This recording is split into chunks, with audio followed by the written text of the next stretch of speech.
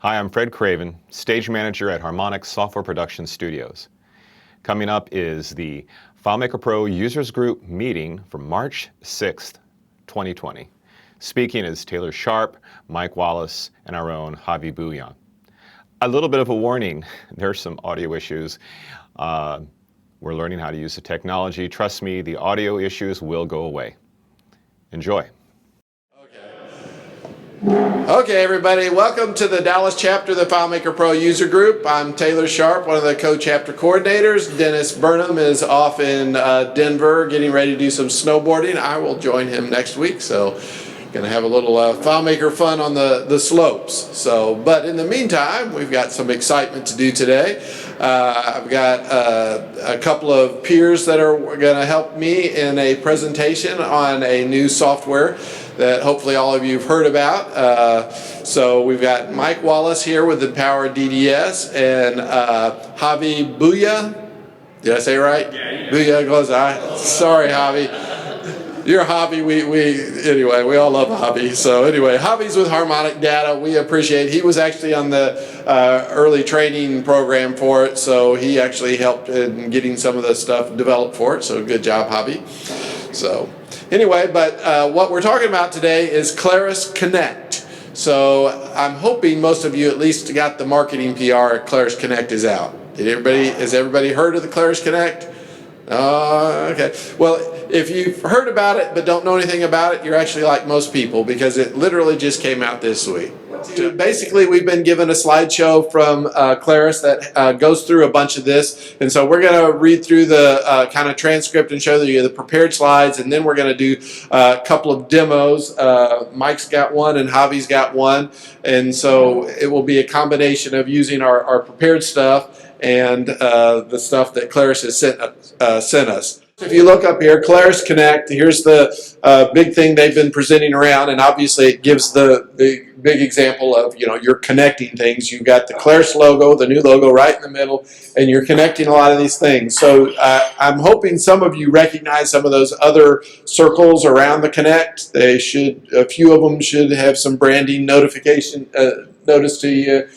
Stripe, QuickBooks, MailChimp, Box, and stuff like that. Those are probably some names that you may have heard of or dealt with in your IT end of things. But as Claris Connect is showing, it's connecting these together. So does everybody understand, who does not understand the basic premise for what Claris Connect is? Don't be ashamed, it's brand new.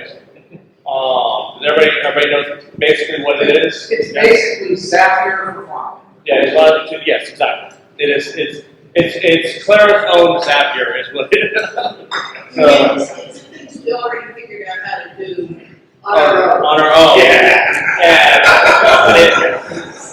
And it makes it easier, man. That's why you don't be spending days doing something. Well, I call it the community connect.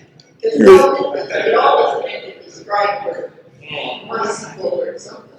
Right. And hopefully this is making it easier to do. But we've got iPass here. I guess I'll pass this over to you, but iPass, it was a new acronym to me of part of an old one. So basically, I think they're making up their own acronym here, but basically it's an integration platform as a service. Instead of PaaS, a platform as a service, this is an integration platform as a service, iPass. So it's just, same basic idea here that, this is what connects everything to all these other services. Yeah, the main thing is this helps keep from data silos. We have all these different pieces of things all over the place where you're interacting with this and you're interacting with this. This allows you to connect all together, which we're already doing a lot with FileMaker and APIs and different things like that. But this does, when you have experience with it, like other APIs and things like that, you can drag and drop pretty quickly and get things connected. So going over some of the features of it, it does use the FileMaker ID, so single sign-on for across to get into it and everything like that. It also has it also includes multi-factor authentication via external ID providers. So then also, I need to go back. Not forward, back. There we go. So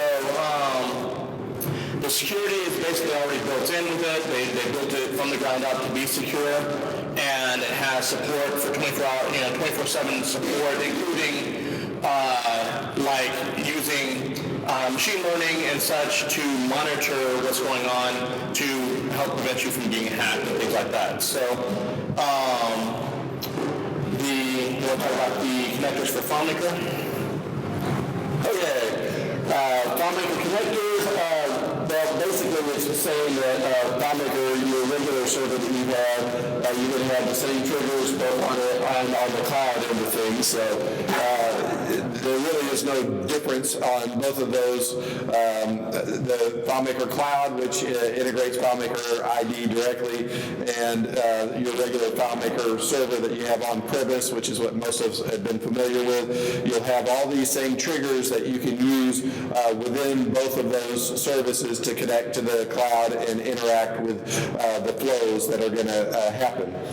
And so one of the things is, if you want to connect to all these other services, well, what other things can you connect to? And this is the starting list. They expect to add a whole bunch more onto it, but obviously, if any one of you out there have done some integration, you're probably thinking of at least one or two of them that aren't on here. So there are a whole lot that aren't on here, but a lot of them are coming, and you can also request those to be done, to be added into. But as you can see here, there are a bunch of them that are very popular here. MailChimp, Mailgun, we've got a bunch of the Amazon stuff is already in there, Box, DocuSign, of course, Salesforce CRM, which of course is probably there because of course FileMaker is Apple, which does Salesforce stuff. Stripe, Slack is a big one. SendGrid, I did a SendGrid API, and so the idea of this is it lets you do what I did by creating API scripting in FileMaker easier with drag and drop. So anyway, hopefully you guys recognize a number of these and are starting to think about which of these maybe my clients might be using that I might want to easily integrate into your current set of tools. So if you don't see what you need up there, you can use webhooks to connect to it as well. I mean, I know that with FileMaker you can already do that, and you can use a API through FileMaker to do things. But webhooks are also good, and I believe you're using a webhook on yours. But in the middle of a flow is also a good place for a webhook. So it doesn't have to be something you can do from FileMaker already, great, but maybe you want to do something where when something happens on, MailChimp or whatever, you get a new subscriber, then you send something out to an API or something like that, maybe to verify the information or verify the address or whatever, and then bring it back in and then continue on to FileMaker. So that's one of the things. Also, versioning is like another benefit of this because it's a continual, where FileMaker is going, continual upgrades and changes like that instead of having to migrate your whole thing from FileMaker 17 to 18, or like the painful one from 11 to 12, or worse from 6 to 7, where you have like a file change. Then it's going to be going forward. The more you move into cloud, the more things are going to change more smoothly and not big versions. And you also keep your customers on the most recent software, allowing you to take advantage of more cool features and things like that. Connect. I mean, your solutions yourselves, the nice thing is if you are on a cloud-based system and it is automatically incrementing itself, as soon as it becomes available, you can go ahead and implement into your solutions that new feature. And then it does, the history and the logs are actually a really good feature of Connect, because it allows you to see what was actually sent, what data was sent, what data was received. When you get an error, you can look back over those, and you can actually, if something halted midstream or something, you can actually replay that and send it through the rest of the way if it got stuck part way or something like that. And it's really useful for testing because you can see what has been received exactly and say, wait, why didn't this come through all the way to FileMaker? Oh, I misnamed this thing right here or whatever. Like this morning where I had changed something on the end client that I was using, which is actually Dog Parser, and I didn't realize that that was actually tied directly to the name of something in Claris Connect. And so then whenever I went through it, by the time it got to FileMaker, the data wasn't there, and I'm like, oh great, that's this morning, of course, you know. And no matter how much I sacrifice to the demo gods, something always happens. But so anyways, but I found it and I fixed it, and I found it by using the history and see what it was actually sending, and realized that something I did over here had changed the name of what I was passing through. So some other features. Okay, we are at approvals. Okay, the approval tool enables the addition of human approval steps with your flows. Complex tests requiring human judgment can be directed to an approver. From there, the flow can be redirected based on whether the test has been approved or rejected. Users can set up automated workflows to quickly process things like requests for vacation, overtime, or travel plans, or for documents for like budgets, contracts, blog posts, or specifications.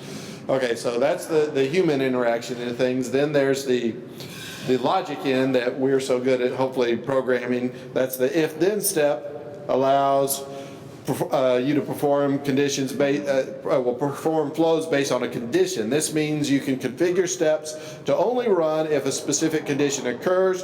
For example, you can check to see if an email address coming from a MailChimp subscriber is from a certain domain, and if so, send it a Slack message on the appropriate recipient's Slack account. If-then steps can contain multiple criteria as needed to accommodate for complex situations, which actually is nice. There's some other competitions to this solution Connect that don't let you do the multiple, so having this multiple is actually very useful.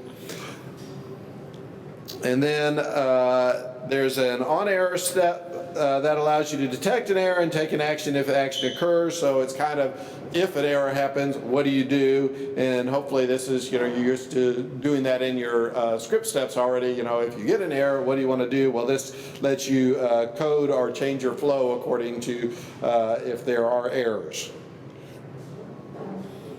So if an error occurs, it'll give you an error number, 11, 12 or something like that. Yes. You can look that up, or does it tell you in the interface? Well, it depends on where your error is. The error may be a code from one of the connectors you're going to. So there isn't like a standard set of codes for everything. It does give you the information. Right, I'm thinking about dealing with Zapier. If you start a Zap in something, like we talk about next month, in Airtable, and it fails outside, you'll still get an error saying didn't get the response expected or something like that. Right.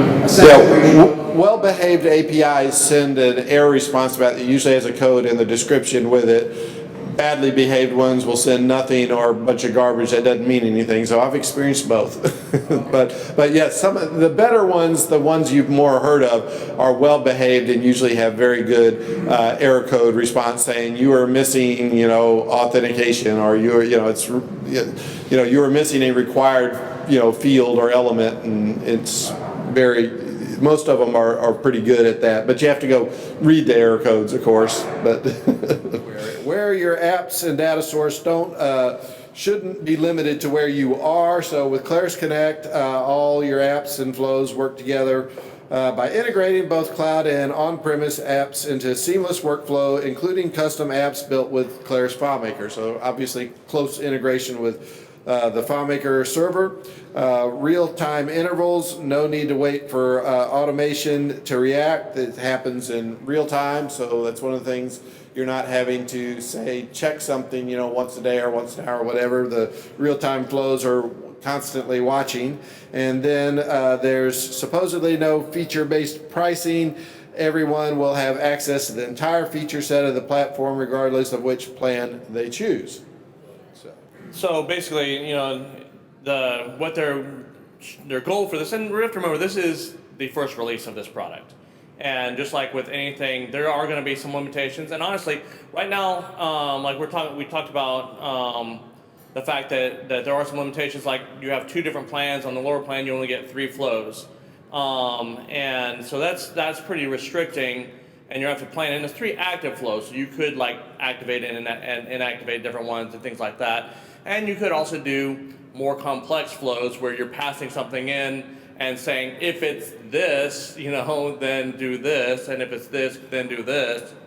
But they're on flows, you'll see, on Claris Connect, it's very linear in its description, and so it would be kind of complex to work with those kind of complex flows. But going on, let's see, let's go into a few concepts of what it is. So you have a wrapper for different flows called a project, and so you can you group multiple flows into a single project. This is one reason why I have a feeling that they're going to open this up more in the future to having more flows available and stuff like that. But honestly, I think they may be concerned for what their infrastructure can support until they start getting money in to support more, and they have more infrastructure to open it up wide. They're probably throttling it right now. When you get into Claris Connect, you'll start there and you'll make a new project. And then from that project, that's where you'll start. And then from there, you can make flows underneath that project. And a flow is simply just a series of steps or things. You're going to start with a trigger that starts the process. And that trigger is going to sit out there and just look for something to happen.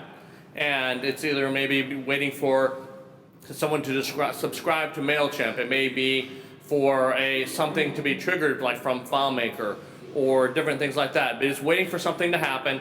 When it happens, then it takes that information and passes it into the flow, and it goes down the chain, whether it's internal little tools like maybe text processing or working with dates or something like that. Do they have some internal tools inside of flow to do things, or passing it on to the next thing, like send a message in Slack, or take this contact from MailChimp and add it to SalesPoint or into Salesforce or to FileMaker or whatever.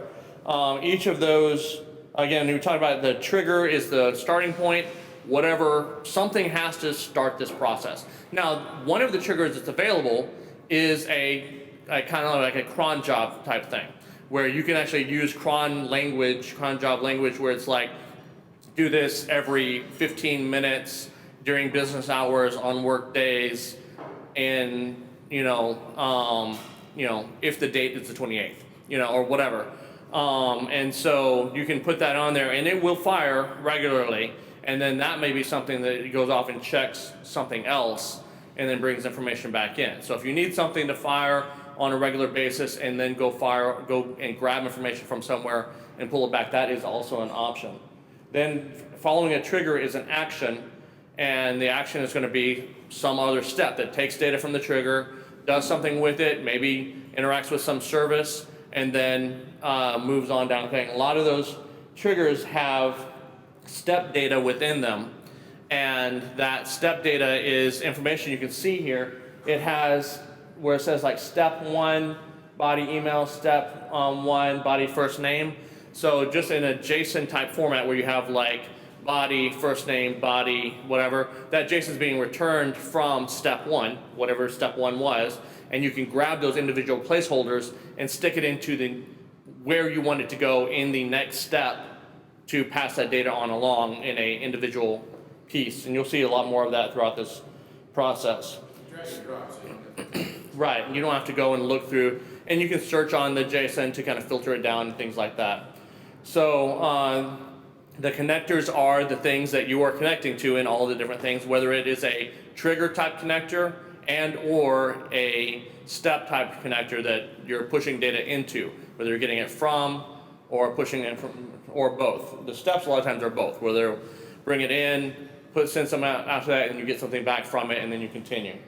So next we have the demo. You want me to do my demo next? All right, so what I have here is a FileMaker database that is just the invoices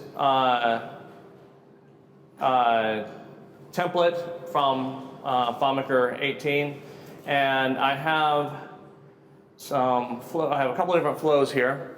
So the first flow is something where I'm just triggering something in FileMaker, and this is actually when you're setting something up in FileMaker. To connect to FileMaker as a trigger, it will give you here's your URL. Put this in, and it walks you through right here. It has like, set this up, and you use this URL, and you paste it through, and that URL from FileMaker has all the steps right there. It's small right now, but it's straight through as far as insert from URL, and use this URL, and you can send the data, and you'll get the information. So here's the example of like taking information from, that I'm taking the document URL that I'm sending from there, and an ID. And boy, this is concerning me that it's like things are blanking out in and out, things like that. Let's run this before we get too far gone and it doesn't work. So, so right here I have this database that has no customers, no products, no invoices, anything like that. And so my premise kind of idea is like, suppose that you had somebody who had, I know this is just a weird use case, but say someone had a system that they had a series of PDFs they've been creating for a long time. And they wanted to move to FileMaker, but their other system wouldn't allow you to export data. But they had all these PDFs that had a lot of data they wanted to capture. So I actually have a folder here that has a whole bunch of different invoices that, so empowered produce here. And it's got all the information. It's just a regular PDF that it doesn't have form fields in it or anything like that. And so I'm going to, actually, you know what? I'm going to close this, and I want to make sure that I actually have that open so I can drag it in. So, so in here, I'm going to open up, I'm going to click this, and I have two different things here. The email one is, I didn't get it to work with FileMaker because honestly, I didn't spend the time doing it because but I've done it by just sending an email. So basically at the same time, DocParser also gives you an email address that is unique that you can send, and any documents you send to that email address, it's going to take the attachment and parse the document as part of this thing. I wanted to show the connect way, and so you do have to have an externally available URL for that document. And so I actually put it just on a super container that I had available. And so I'm going to take one of these, and I'm going to drag in, let's see, I'll just grab this one here. So I'm going to drag in the super container. What all that's doing is it's putting it out on my server at a publicly available URL that I know where it is. And so I'm going to pass that URL on through Claris Connect, and it's going, when I do this, I said it sent it to Claris Connect, and if I go over here to Claris Connect, I can actually see in my history, here's my success right here, and I can look at the data that is being sent through. Here is my URL that I sent, and I sent this record ID here. I have a record ID and an ID for the thing. So that's what got sent through to here. And here I got a 200, which is a success from document parser, DocParser, and which is a pretty nice little thing here. I have that. I set up my account here with DocParser, where I drug a couple of these documents into here and set up some basic rules here about how do I find the invoice number, how do I find the invoice date, how do I get my line items and things like that. And it actually will go through the whole document and do OCR and then go line by line, break out the columns and everything like that. And I can see in my activity that I am, where this is in the thing. DocParser actually takes longer than any of the other steps. Like you can see right here, here's my integrations queue. This is the one I just sent. So this one is currently being worked on and going to be sent out back to FileMaker, Connect shortly. And that one will go to this right here. So here's my trigger now that is my new parsed document. And so after it parses it, this trigger comes in, it has the different, I know from dot parser where I'm grabbing the data. It goes into here, I create a record, and then I run a script in FileMaker to parse out that data. And then what I get over here, where I didn't have anything before, I now have an invoice. And the invoice, so I have the invoice line items, I have a customer record, and I have all the products, all parsed off of that invoice into individual FileMaker records. And so it all is lined up directly. If I can do more of these, so that was 10, one, and this one I'll probably see if we can do this a little bit faster and not look at the back end. I'm going to,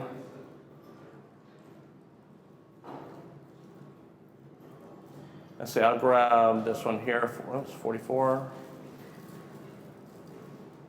And then I'm going to watch this pop up here. So I'm going to push the dot parser, and then let's just see how long it takes before we see another invoice pop up here without switching away. It will take just a minute, but not too long. And what I'm doing, one of the things that I did find on this is working with FileMaker scripts, like passing the parameter. That's what I tried to do first, to just pass a bunch of JSON back to a script as a script parameter, and man, I had lots and lots of problems with that. For at least in version 1, script parameters seem to be finicky on what it likes and doesn't like as far as handling it. So instead, I said create record. So I just create a record, and I set all the main fields in, including a block of JSON. And I can actually switch to that because I'll see that it's on the same table. This is the kind of thing, like here's the line item JSON right here. All this other data is stuff that I'm being parsed off of the file and going into individual FileMaker fields. And the line items I just kept as JSON and stuck into there. And then I went through, I actually wrote this like way more detailed than what I needed to. But it actually, checks to see if there is that product existing already, and uses the existing ID and checks to see if that customer existing already, and so it doesn't duplicate records. And I did way more than I needed to for a demo. I just got into it. So so this is where I can get this data with all the JSON and stuff like that, and then just parse that out into individual records. And I said I was going to wait for this, but we'll see, because again, the holdup is not, just to be clear, the holdup is not FileMaker, and it is not Claris Connect. The holdup on this is the over here, the doc parser. And I can say here's my, so I have 2 processed and 1 in the integrations queue right now. It should be coming through pretty soon. I can also show you that it's like faster in just a second by just and while I did a lot of this, I can actually push the data again after it's already been parsed. So you can see it happens from the Claris Connect to the FileMaker really quickly. Here's our second invoice here. So we got that. We have all the line items for it, and we have 2 customers now. So if I were to delete these records real quick, I'm going to delete all these records, and then just go back to I'll delete the line items and the things, and I'm going to go back over here, and I'm going to pick one of these again, and this is a nice thing. This shows you how I parsed it. So this shows you where it's getting the array from here, individual pieces of information off the PDF, and here's the original file, what it looked like, and so this is a pretty nice little service that to use. But on the webhooks thing, I can go ahead and say replay and push that information again. And I already will probably I already have the invoice here by that point. So that's how fast it is from the time that it sends the information to the time that the record is created. It's like right away. So versus that holdup, that delay that you were seeing, that's actually with dot parser. But Claris Connect and FileMaker is really fast for getting this stuff done. Okay, licensing and pricing. First of all, there are basically two levels that we get here. There's your Claris Connect Essentials, which is the entry point into Claris Connect, and then there's Claris Connect Standard. So, doing the comparison here, the first level that is the entry level is Claris Connect Essentials. It's $99 per month, but you have to pay for it a whole year at a time, so it's an annual thing. So even though they're showing the per month cost, you have to pay for it annually. And that gives you up to 3 flows that you can run that will stay active. Now you can have more flows and you can inactivate them, but only 3 of them can be active at a time. So you could have 20 flows, but only 3 are active at a time. And that lets you have up to 10,000 API calls in a given month. Okay, so that's the Claris Connect Essentials. You also have the ability to expand the... Well, this is the other part to it. So you can only, also with the basic, you can only have 3 apps connected. Now that does not include FileMaker. So if you have FileMaker server connected to it, it does not use up one of your 3, but Slack would, or any of the other connectors. So with the basic thing, you can only connect to 3 different services for like total out of all your flows. And then, but yeah, so it does has unlimited FileMaker apps, it's not included in their count. So at least that part's good. Yeah. Unlimited to FileMaker. Right. Okay, and then we have Claris Connect Essentials expansion pack. So you're saying, what if I run out of my calls that I'm doing, and is it going to stop running? Am I going to, suddenly break my solution in the middle of my client's production? Well, no. What you can do is you can buy these expansion packs. They're $50 a month, and that gives you 5,000 additional API requests. Basically, if you figure out, is every time they do these pricing right now, they're about a penny a call. So every time you're expanding it, just think of a penny a call as the approximate price of things, which is along the lines of things like, Twilio for SMS is, just under a penny a call. There are a lot of things that are in that price range, so that's not very unreasonable. Okay, so moving up, if Claris Essentials, Connect Essentials isn't good enough for you and you need to do more development or have more flows, you have the Claris Connect Standard. And this is $249 a month, or about $3,000 a year, and you get 6 active flows that you can have. So same thing as before, you can have more flows, but only 6 of them can be active at a time, and you get 50,000 APIs calls per month. You have the big advantage going to the standard here is you get the unlimited unique apps. And of course the unlimited FileMaker too. So that's one of the big benefits of getting to the standard. And then of course we get to the expansion packs, and this is for the standard. The expansion pack is $100, and it gives you 15,000 additional. Oh, I didn't realize one additional flow. Additional flow. I didn't realize that. The one additional flow. Yes, an additional flow. So I guess that would make your 6 go to 7. Right. So that's the way you can get more flows. But here's a comparison between the two that we have up on the screen here. We have the Essentials on the left at $99 a month, and the Standard on the right for $249 a month. And you can kind of see where they are. And of course, some of the other standards is if you want more flows, you get the bigger one with the standard, plus you can, adding the expansion packs on the standard one, you actually get more flows if you need to do more flows. So at least that's good. Okay, this is where we get into understanding users in a Connect collaboration.